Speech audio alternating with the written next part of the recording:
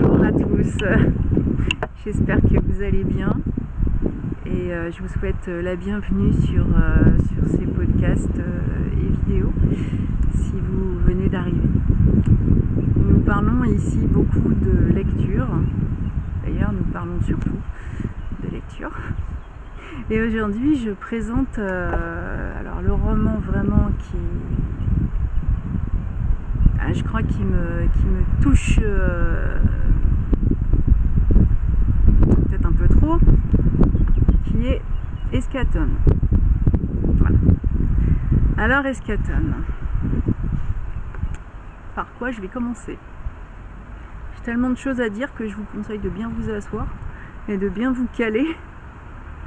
C'est vrai que je l'ai dit déjà, mais il n'y a jamais... j'ai une histoire avec toutes mes lectures. Je n'ai pas de livres qui arrivent comme ça dans ma bibliothèque par un simple hasard, parce que parfois, parfois on m'en fait cadeau. Ce sont des auteurs que je connais pas du tout, voilà. Donc mes amis qui m'offrent des lectures ont vu quelque chose qui en moi aimerait probablement ce livre. Je sais pas, d'ailleurs je leur ai jamais demandé parce que je préfère garder la surprise. Mais je vous avais présenté Les Insurgés Stellaires. J'ai vraiment expliqué que je l'avais lu plusieurs fois et j'ai lu Eschaton entre mes deux lectures et je l'ai relu après et puis relu parce que j'ai adoré ce livre, mais pas seulement, parce que je l'ai en même temps adoré que détesté. C'est vrai que j'ai quand même une relation assez surprenante avec mes lectures et j'avoue quand même, je vais l'avouer, ce roman m'a fichu un sérieux coup au moral quand j'ai découvert le sujet de l'histoire. Je pense que les artistes sont quand même sont souvent, pour ne pas dire nombreux, sont des lanceurs d'alerte silencieux. Ils nous montrent à travers les paroles des chansons, des contes, des récits, des films, des romans, beaucoup de choses. Et dans l'anticipation, je crois que je pourrais citer de la science-fiction de mon adolescence qui aujourd'hui semble presque prophétique. Ça fait peur quelque part. Mais dans ces pages d'Eschaton, on découvre une société qui est à la dérive, c'est le cas de le dire d'ailleurs, et mais totalement fataliste. Il y a une montée des eaux, ils savent que la civilisation telle qu'ils la connaissent est en train de se perdre. On en est arrivé à ce qu'on nous prédit aujourd'hui, finalement, et personne n'écoute d'ailleurs. Et pourtant, j'ai été complètement effarée au départ. Ils sont face à leur fin probable. Ils ne savent pas quand, mais bon. Par contre, c'est sûr et certain. Et malgré tout, ils sont vraiment fatalistes et puis ils continuent à essayer de gagner de l'argent pour vivre dans quelque chose de luxueux. C'est vrai que c'est très surprenant parce que quand je sais pas, ils sont dans leur confort et puis ils rejettent les sans-abri, ils se préoccupent à peine de cette terre qui est peu à peu engloutie par les eaux. Voilà, ils savent que la fin est proche et puis alors par contre ils ont trouvé une échappatoire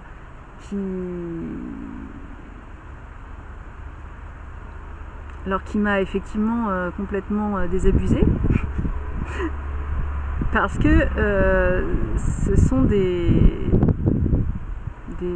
jeux ou des programmes virtuels, donc qui enrichissent bien sûr leurs créateurs, et qui sont de plus en plus précis. Donc c'est vrai qu'on peut ressentir, faire une promenade en forêt de façon totalement virtuelle.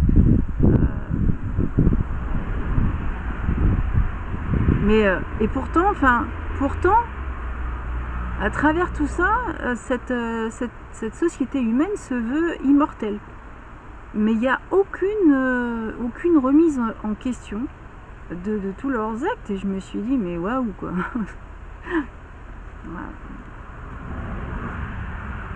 C'est... Ce roman démarre avec Kazé, une petite quarantaine, qui est amoureux d'une copie d'une peinture qui s'est fait faire, et de Joseph Vernet. Il a une villa qui est située sur les hauteurs de Los Angeles, donc il met pour l'instant à l'abri de cette montée des eaux. Et puis il compose la musique sur son piano. Voilà, je me suis dit, c'est très impressionnant. Comment est-ce qu'on peut regarder le monde mourir et puis avoir encore une telle créativité. Alors il est interviewé. Il n'aime pas trop les interviews, mais là il a accepté par Eve Barcroft. C'est une référence, donc dans leur monde c'est une référence médiatique. C'est une femme qui est intelligente, qui est simple.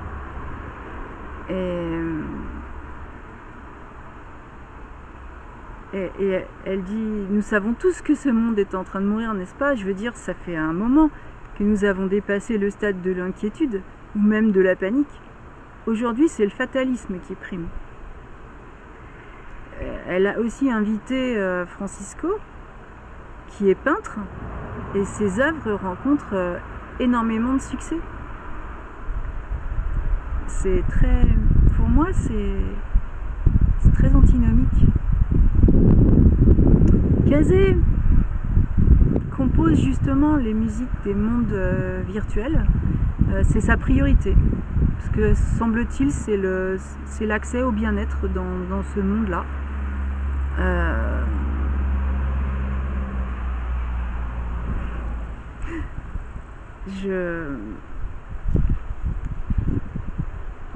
J'ai lu un article, je lis des articles actuellement dans des revues scientifiques sur ce qui est dit dans ce roman, et qui parle effectivement de la fonte de la glace des pôles, du permafrost. Je me dis, voilà. Et puis bon, j'étais plongée dans ma lecture, et finalement d'ailleurs la lecture fait oublier tout ça. C'est paradoxal ce que je dis, mais quand je réfléchis à ce que j'ai lu, je ne vois pas la même chose que quand je l'ai lu. Parce que quelque part, c'est un très beau livre. C'est étonnant ce que je dis, je sais, mais je suis honnête. C'est un page-turner. On veut savoir, on veut connaître l'histoire des personnages. Et ça m'intéresse pas plus que ça, je crois. Sur le moment de la lecture, à tout ce qui peut être bizarre. Non, pas du tout. Vraiment, c'est une histoire vraiment presque parfaite. Alors il y a cette interview, et puis après l'interview, Francisco vient à la rencontre de Kazé parce qu'il veut lui présenter quelqu'un. Ce quelqu'un s'appelle Lucius, et il voudrait faire part de son projet à Kazé. Parce qu'en fait, c'est vrai que le monde se meurt quand même, et que, je suis vraiment désolée, si personne n'a cherché à réparer quoi que ce soit, tout le monde veut s'enfuir pour recréer quelque part. Il y a donc des projets, il y en a beaucoup qui mettent tout leur argent dans une échappatoire. Et entre autres, Lucius va proposer à Kazay d'être copié dans un monde virtuel autonome. Voilà. Ils l'ont baptisé le framework, et ils sont en train de copier des individus qu'ils estiment à même de reconstruire une société. Alors ils ont sélectionné des scientifiques, des penseurs et des artistes qui seront dans ce monde virtuel, et qui ensuite, je vous dévoile pas comment, c'est assez particulier, c'est pensé de façon surprenante pour reconstruire la civilisation. D'un autre côté, il y en a qui essayent de partir pour la planète Mars. Voilà. Donc, et puis Kazay, qui est un homme qui est seul avec sa musique, il accepte ce projet, il accepte d'être copié dans ce framework, et voilà, en se disant je laisserai quelque chose de moi-même. Il apprend beaucoup aussi. Lucius va lui dévoiler pas mal de choses dont je ne dévoilerai pas. Mais voilà, Kazay se dit je vais laisser une part de moi-même, et puis je vais continuer à vivre sous une autre forme. La vie nous réservant toujours des tas de surprises. En quittant Lucius, après avoir été copié, Kazay reconnaît justement la fameuse journaliste Eve Barkov, qui est toujours, alors elle, c'est un personnage qui est toujours rayonnant, qui est toujours enjoué, qui, malgré justement ce qui se passe, essaye de mettre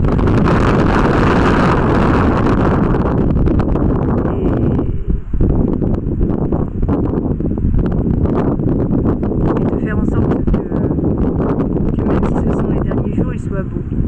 C'est un personnage très très attachant,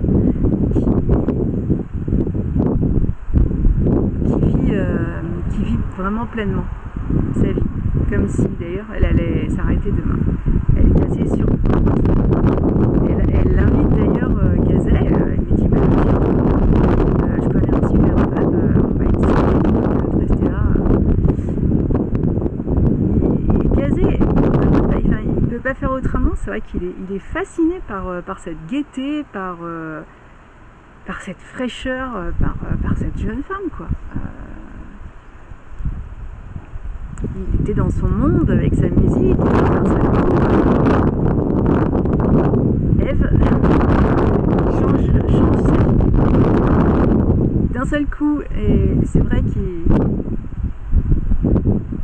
s'aiment, ils avancent comme ça, et ils vivent tous les deux quelque chose de très beau. Mais Kazay réalise quand même qu'il va être séparé de cette femme par la mort, et par la fin de ce monde, alors que elle n'a pas été sélectionnée pour être dans le framework.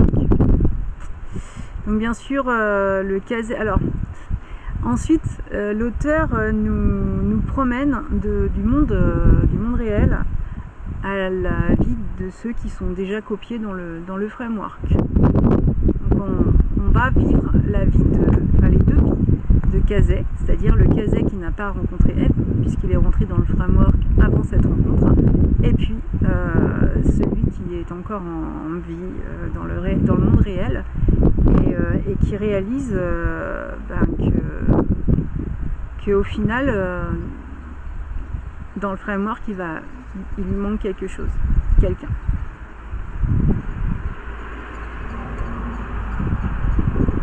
C'est... Enfin, on se dit, bon, de toute façon, le casier du framework ne connaît pas Eve, elle ne va pas lui manquer, puisqu'il ne l'a jamais rencontrée. Mais c'est, je pense, une question d'espoir. Et qui va engendrer un véritable parcours périlleux pour retrouver ceux qui sont responsables de ce projet, et puis essayer de faire intégrer Eve dans le framework.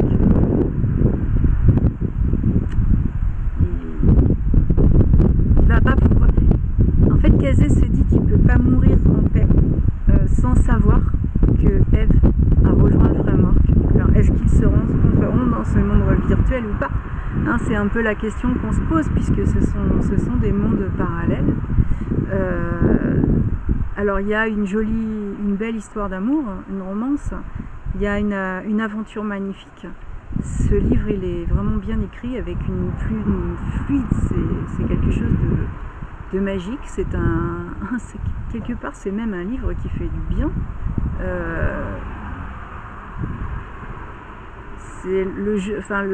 Je pense que la plume de l'auteur est assez exceptionnelle pour arriver à faire tout ça dans un monde quand même tout n'est pas joyeux, hein. Moi je sais que, enfin, du coup c'est vrai que l'amour, c'est l'amour qui fait que dans ce monde où l'homme a tout détruit, d'un seul coup, Kazé et Eve font tout pour sauver leur amour. C'est leur raison de vivre, et j'ai trouvé ça beau. Il y a une atmosphère dans ce monde qui est dévasté, qui est triste, mais en fait l'amour est au-dessus de tout ça. Il y a un espoir, l'amour donne un espoir extraordinaire, et finalement on se dit que l'amour peut sauver le monde. Alors j'ai suivi évidemment la quête de ce couple. Je me demandais ce qui pourrait mettre une fin radicale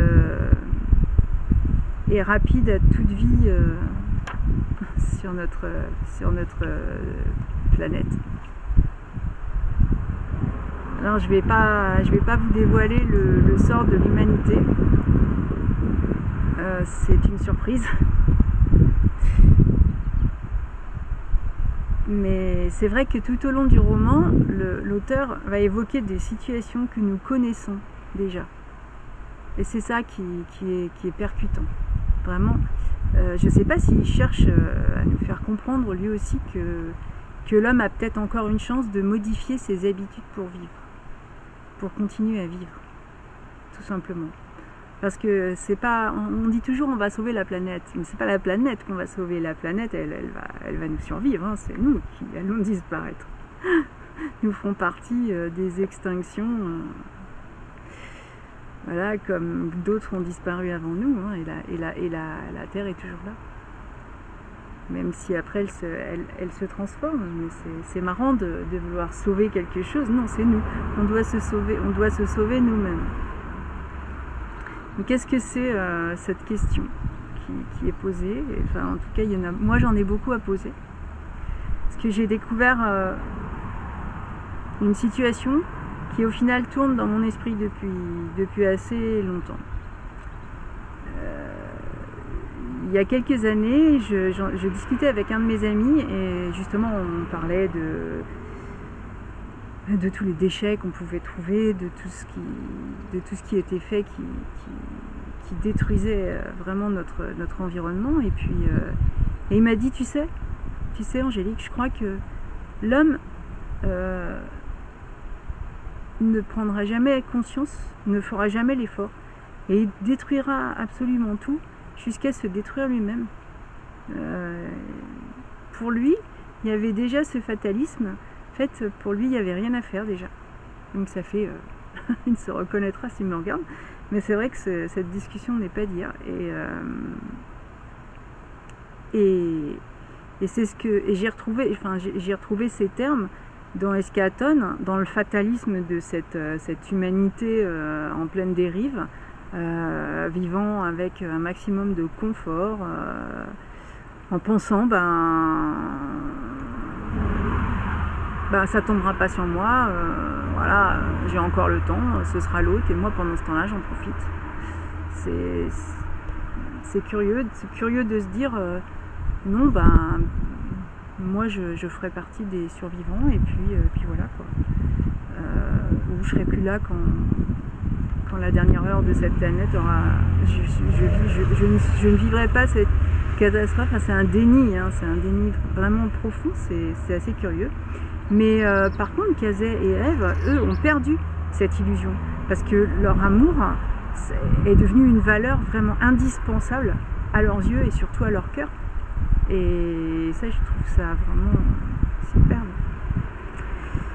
C'est un très beau livre, je pense que tout le monde a compris que je l'ai adoré, que c'est un véritable coup de cœur. Et c'était même presque une étoile dans la nuit, ce livre. Et j'espère presque que cette lecture va atteindre le monde entier pour donner un nouveau sens à nos choix avant qu'il ne soit trop tard. Avant que...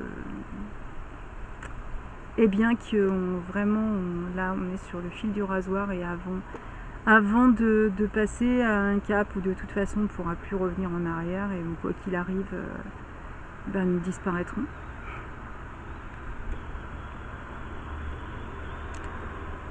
J'ai été bouleversée par ma lecture.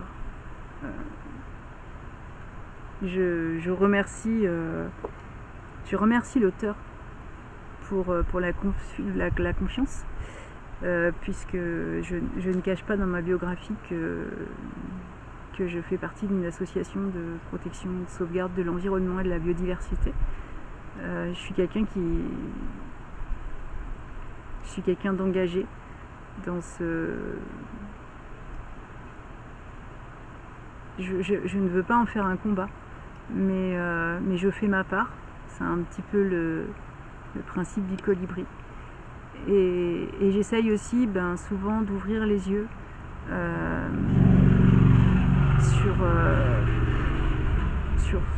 sur certains mensonges, notamment sur la fameuse énergie propre. Il n'y a pas d'énergie propre sauf celle qu'on ne consomme pas.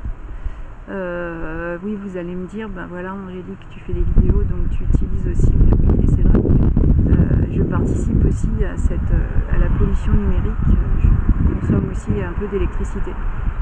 Mais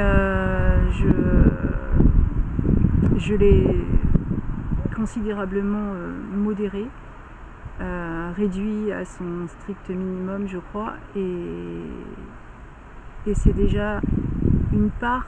Pour moi, il n'y a pas de petits gestes. Changer aussi le matériel numérique quand il est vraiment plus récupérable. Pas toujours chercher à avoir le truc dernier cri. Et je trouve que malheureusement, cette société nous pousse à une consommation qui nous dirige tout droit vers l'autodestruction. C'est un véritable suicide. Et j'ai donc effectivement décidé de donner ce que je pouvais pour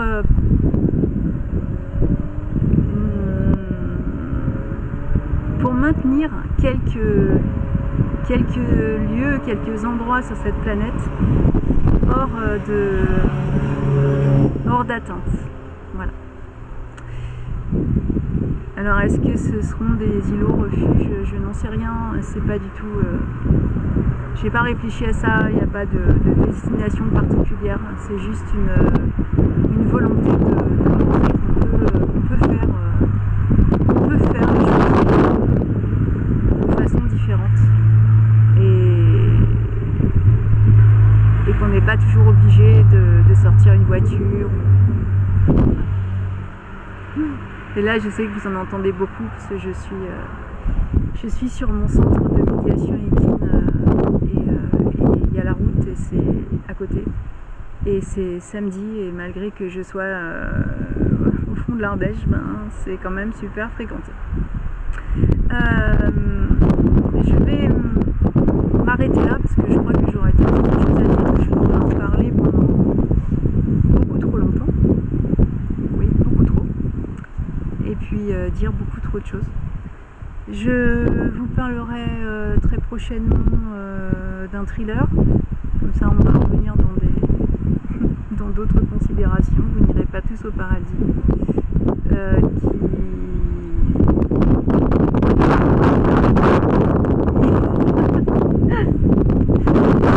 Après, ça fait partie de ce que j'appelle les lectures distrayantes. Vous voyez où j'en suis arrivée. C'est quand même terrible. Voilà. Je vous souhaite un très bon week-end et je vous dis à la prochaine.